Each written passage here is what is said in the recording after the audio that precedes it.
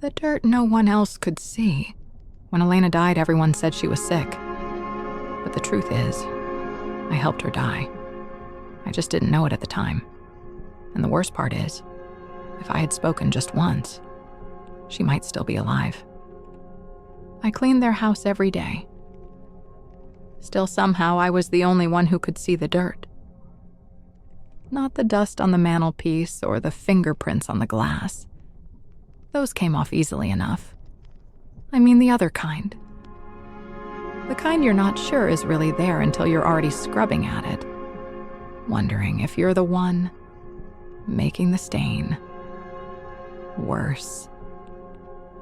The Reeves house was beautiful. Floor-to-ceiling windows overlooking the city. White marble that caught the morning light. Fresh flowers every Monday. David Reeves ran a consulting firm downtown. He had the kind of face that made you trust him immediately. Warm eyes, easy smile, the way he'd remember small things you'd mentioned weeks ago. How's your sister doing with the new baby, Maria? Did you ever finish that book you were reading? His wife, Elena, was a painter. Brilliant, everyone said. Philosophy and art history degrees from schools I'd only seen in movies. She was beautiful in that careless way. Paint-stained fingers, dark hair always escaping its ponytail, swimming in his old shirts. But there was something brittle about her. On my third night, around 2 a.m., I returned to grab my forgotten phone. At the top of the stairs, she stood in the dark, just staring down at nothing. "Elena," I whispered. She turned slowly and her eyes looked completely empty. Do you ever feel like you're living in a house where all the doors are locked from the outside? My throat went tight. Are you okay? Should I get David? Something flickered across her face at his name. Pain. Longing, I couldn't tell. David's asleep. David's always asleep when I need him. She paused, wrapping her arms around herself. But he's everything to me. Do you understand that, Maria? He's my whole world. Without him, I'm just empty rooms. The way she said it, like a confession and a warning at once, made my skin prickle. She walked past me, back to their bedroom. I stood there in the dark hallway, feeling like I'd just witnessed something I wasn't supposed to see. The next morning felt like a different world. She was fine, laughing with David over coffee, discussing an art exhibit. Like the woman on the stairs had never existed. But I couldn't unsee it. Days passed. Then she started asking me strange questions about lies and intuition, always catching me while I was cleaning or doing laundry. Do you think people can sense when they're being lied to, Maria? Like, on an animal level? This was my second week on the job. I was folding towels. I'm not sure. I think we know. She was sitting on the bed, knees pulled to her chest. Our bodies know even when our minds won't accept it. We just convince ourselves we're being paranoid. I didn't know what to say to that. David came in then and kissed the top of her head. You're philosophizing the housekeeper again, love. He smiled at me apologetically. She does this. Occupational hazard of too much education. But his hand lingered on her shoulder. Gentle. Protective. When he looked at her, it was like she was the only thing in the room. I'm not crazy, Elena said quietly after he left. I didn't think. Everyone does. She stood up and smoothed down her shirt. He's very good at making people think I'm the problem. So patient with his unstable wife. Then she walked out. leaving me with an armful of his shirts and a creeping uncertainty. Was she unstable? Or was something actually wrong? I started noticing things. Or maybe I was looking for them because she'd planted the seed. His phone, always face down. But lots of people do that. Late meetings. But he ran a company. Of course, there were late meetings. My suspicions grew.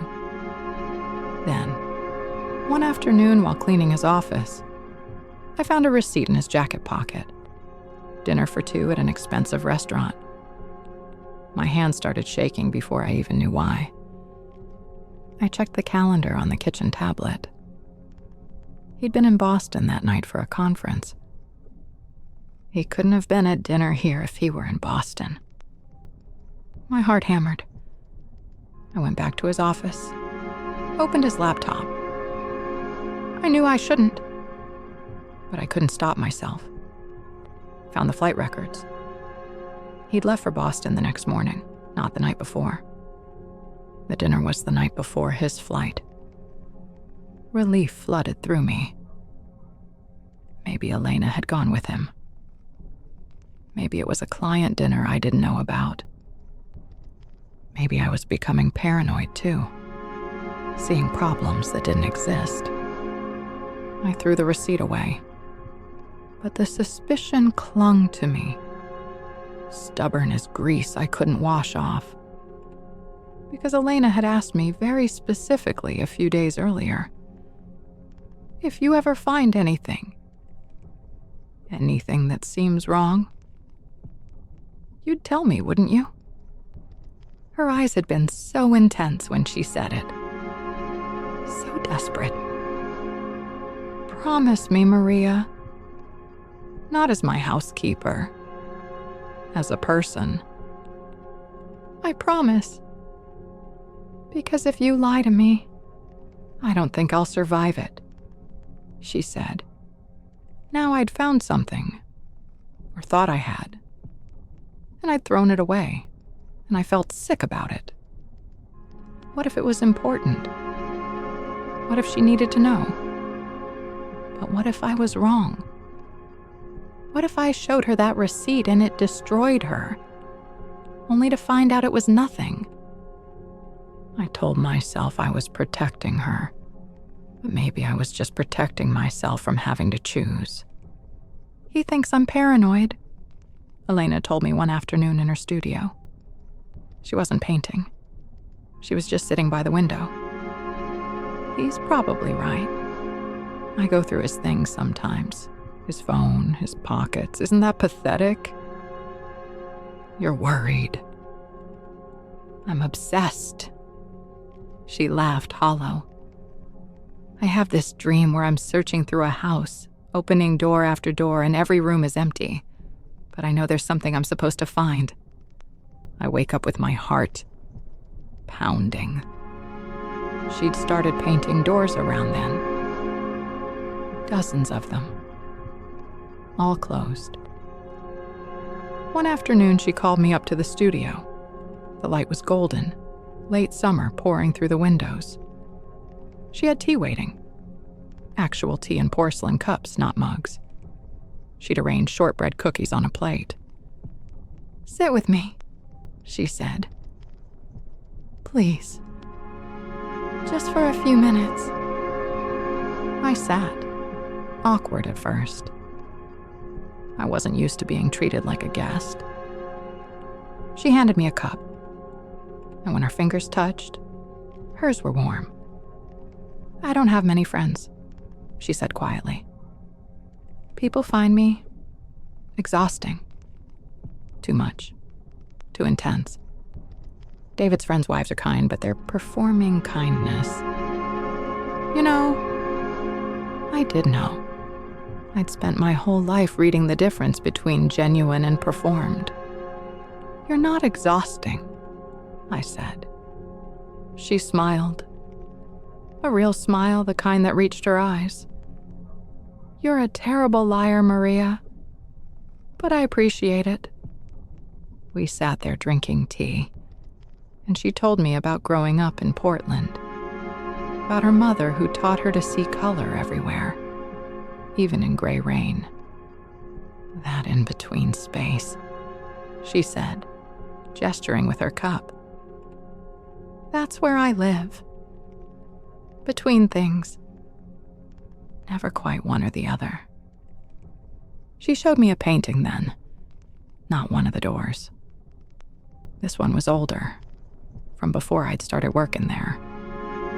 It was a woman's hands holding a bird, and you couldn't tell if she was protecting it or trapping it. This is what love feels like to me, she said softly. You want to hold something precious so badly, but you're never sure if you're keeping it safe or suffocating it. I looked at the painting, at the bird's tiny eye, the gentle curve of the fingers. It was the most beautiful thing I'd ever seen. It's perfect, I whispered. Elena looked at me and something passed between us. Recognition, maybe. Understanding. For just a moment, sitting in that golden light drinking tea, I felt seen. Not as the help. Not as the woman who cleaned their house.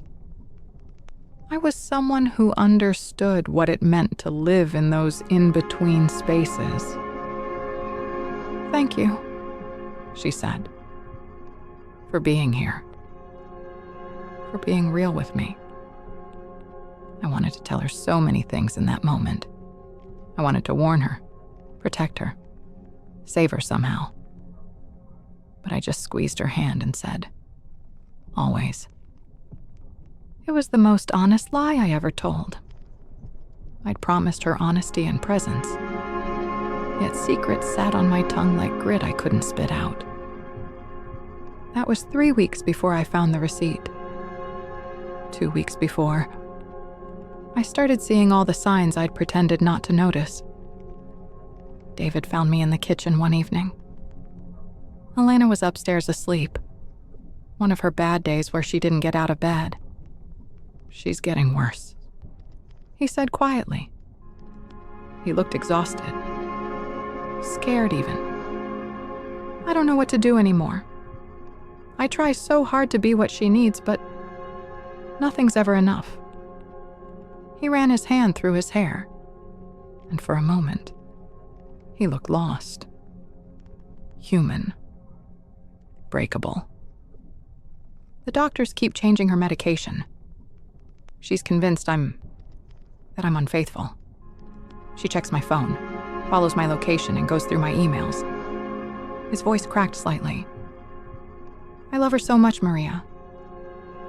But I don't know how to prove something that isn't happening. How do you prove a negative? I felt my certainty waver. He seemed so genuine. So wounded. What if Elena really was just sick?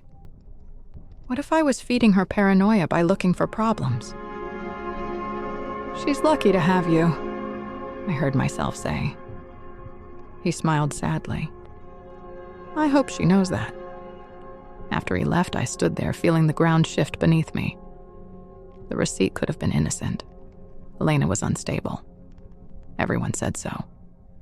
Yet David seemed like someone desperately trying to help his wife.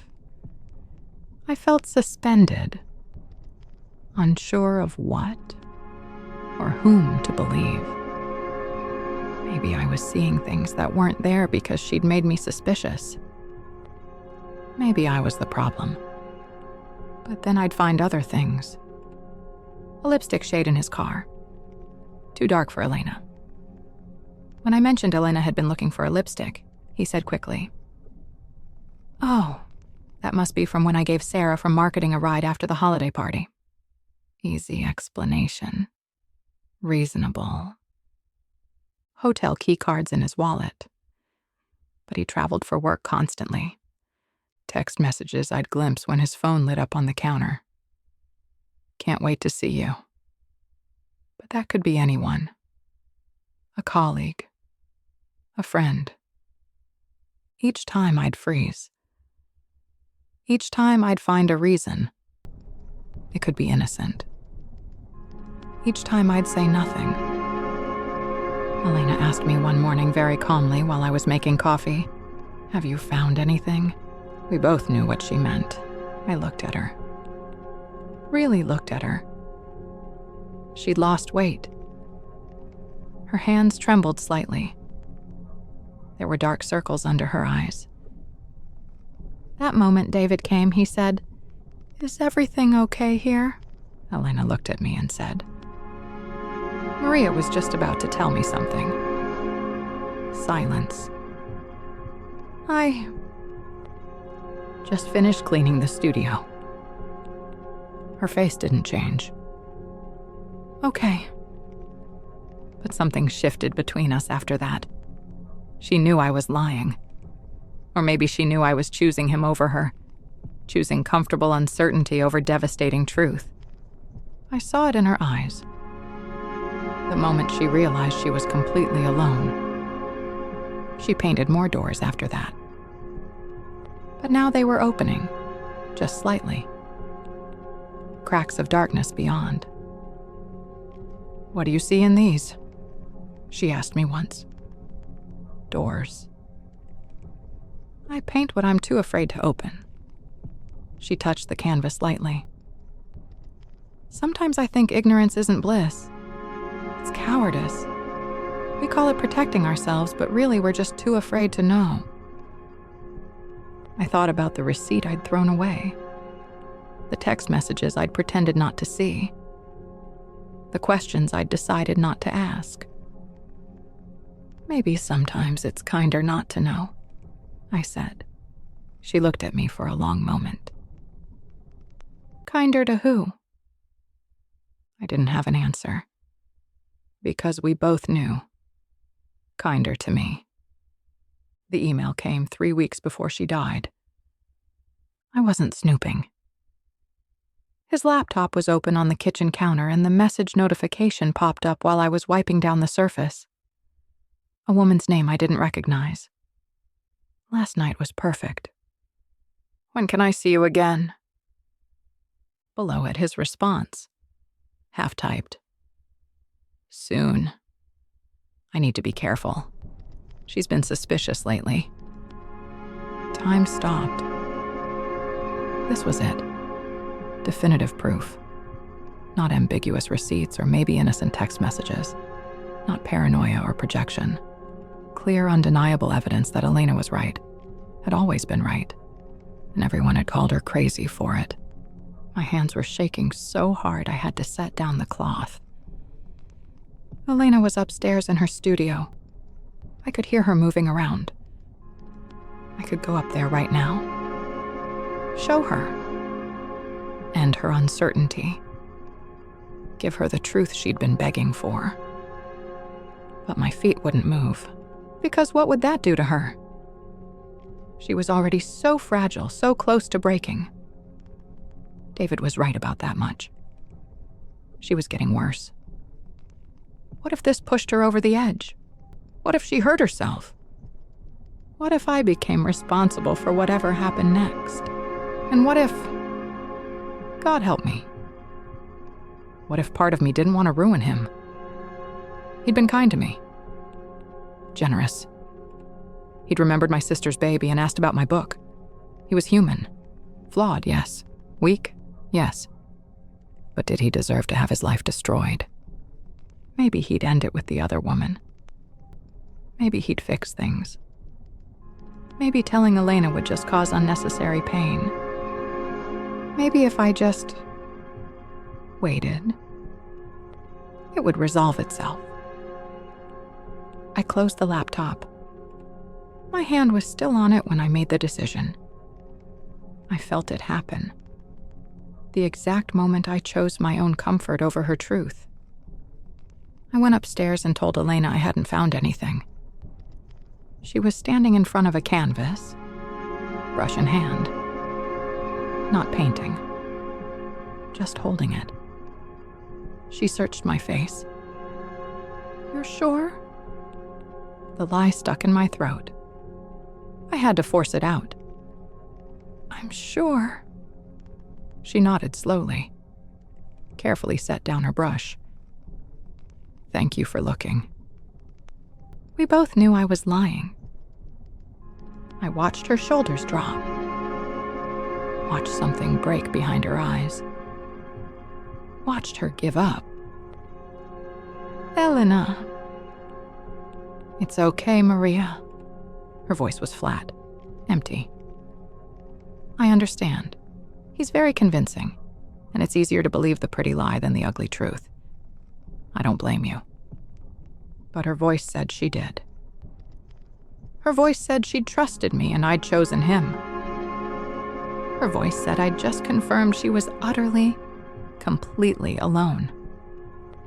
The paintings changed after that.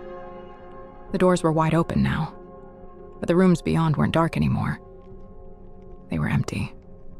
Completely, utterly empty. White voids where something should have been. She stopped talking to me much. Stopped asking questions. The silence between us felt like an accusation. Everyone abandoned me, she said one day, staring at the empty room she'd painted. She didn't sound angry. Just tired. Dead tired. Even the people I thought would tell me the truth.